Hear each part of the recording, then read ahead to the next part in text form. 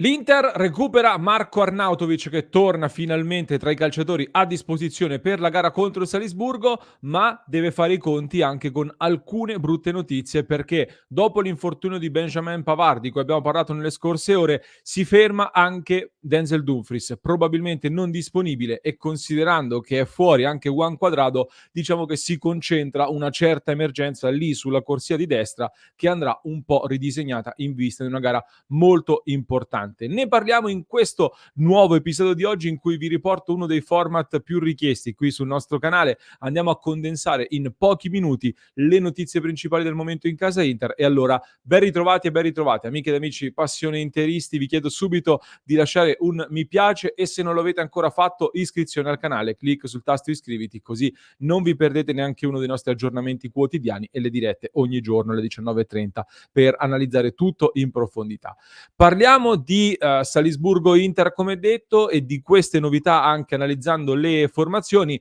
ricordando però prima di tutto che Salisburgo-Inter è una partita importantissima perché in caso di vittoria l'Inter sarebbe automaticamente qualificata agli ottavi di finale di Champions League con ben 2 turni d'anticipo, e questo era l'obiettivo fondamentale di questa prima parte di stagione, sicuramente il più importante di questa prima parte di stagione, e con la possibilità poi di andarsi a giocare il primo posto nel girone, che è ugualmente molto importante, nelle ultime 2 giornate, quindi contro il Benfica e poi soprattutto in casa all'ultima contro la Real Sociedad. Con questa qualificazione agli ottavi poi arriverebbe di fatto anche l'archiviazione di un'altra qualificazione, quella al Mondiale per club del 2025, sarebbe praticamente certa o quasi, quindi è una partita per tanti motivi da vincere, per prestigio sportivo, per l'aspetto economico del mondiale per club. Tra l'altro abbiamo parlato in un approfondimento che trovate sul nostro canale di qualche giorno fa, in cui vi abbiamo raccontato anche le possibili novità relative al regolamento.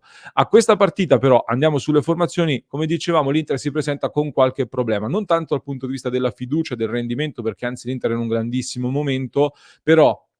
Pavard ovviamente non ci sarà, come abbiamo avuto modo di dire. Ci sono dei piccoli aggiornamenti per cui il rientro sarebbe previsto tra fine dicembre, inizio gennaio, ma considerando che ha una buona condizione fisica e storicamente ha recuperato anche con una certa fretta dagli altri piccoli infortuni che ha avuto, diciamo che dentro l'Inter si spera di poter anticipare questa data del rientro anche di un paio di settimane circa. Nel frattempo però ovviamente Inzaghi deve valutare delle alternative al difensore francese, con quella più naturale che riguarda il ritorno di Darmian da titolare nei 3 di difesa, come ha fatto benissimo anche a Bergamo nella gara in cui si è fatto male Pavard appunto. Qui però si crea il problema, come dicevo, in vista della sfida contro il Salisburgo, perché Dumfries di fatto ha saltato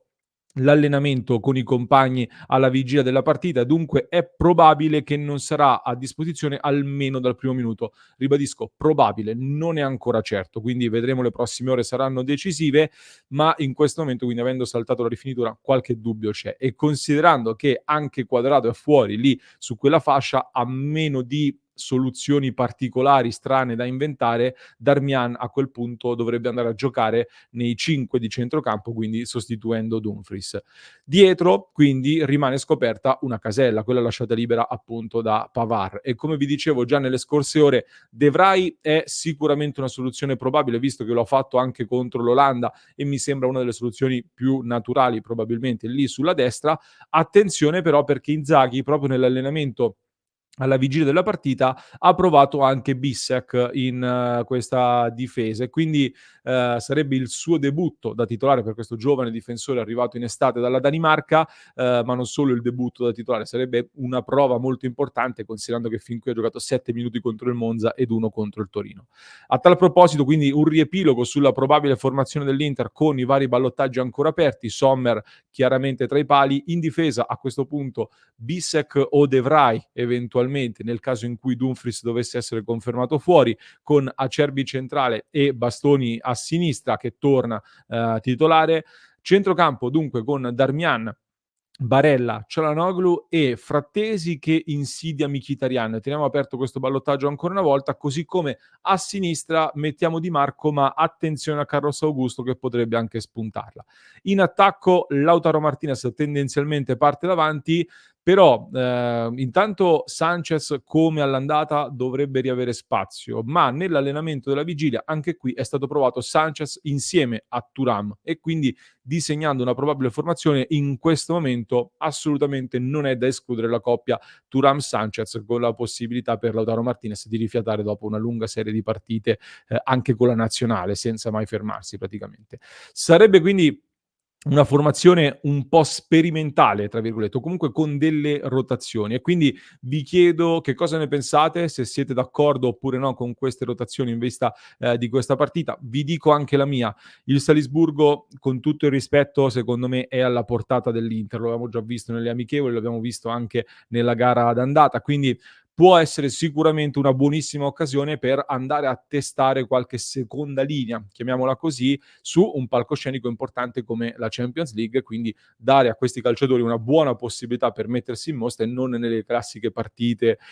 di riempimento, diciamo così, dove li lanci perché sei abbastanza sicuro del risultato. Quindi se le rotazioni arrivano nell'ottica di aggiungere responsabilità su questi calciatori, è una scelta che ci sta e sono d'accordo. Altrimenti, come dicevo, la partita è questa col Salisburgo secondo me è molto importante. Tra le 2 della settimana probabilmente è quella più importante. Quindi l'idea sarebbe quella di mettere i titolari nella partita più importante e poi col Frosinone domenica puoi permetterti qualche rotazione iniziale. Frosinone che comunque andrà tenuto d'occhio perché gioca in spensieratezza, sta facendo molto bene con giocatori di qualità, ma ne riparleremo.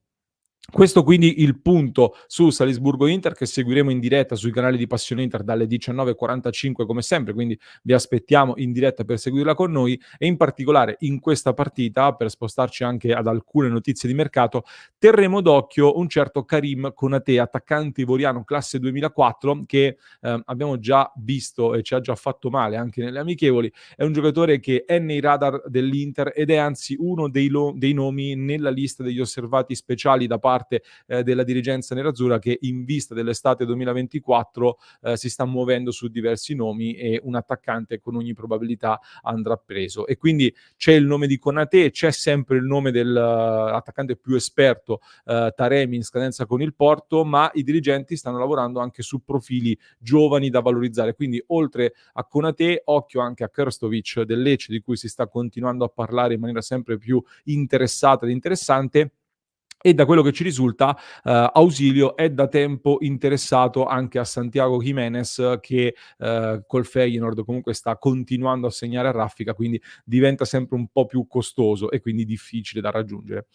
Andando in chiusura, vi do anche un'altra notizia, visto che citavo appunto la gara contro il Frosinone di domenica, proprio in quella partita dovrebbe esordire un nuovo sponsor per l'Inter. Si tratta di Qatar Airways, una importantissima compagnia aerea che dovrebbe quindi esordire quest'anno come partner dell'Inter a bordo campo, sui LED e in altre iniziative, ma notizia molto importante, è in corsa a quanto pare anche per poter diventare nuovo main sponsor dell'Inter a partire dalla prossima stagione, visto che con Paramount Plus c'è un accordo solo per questa stagione. E al di là delle cifre che comunque l'Inter conta di poter aumentare, come sappiamo più si incassa dagli sponsor, più poi ci sono anche possibilità di investire sul mercato e tutto eccetera, semplificando molto. Ecco, per l'Inter si tratterebbe quindi di un altro partner di alto livello che conferma secondo me ancora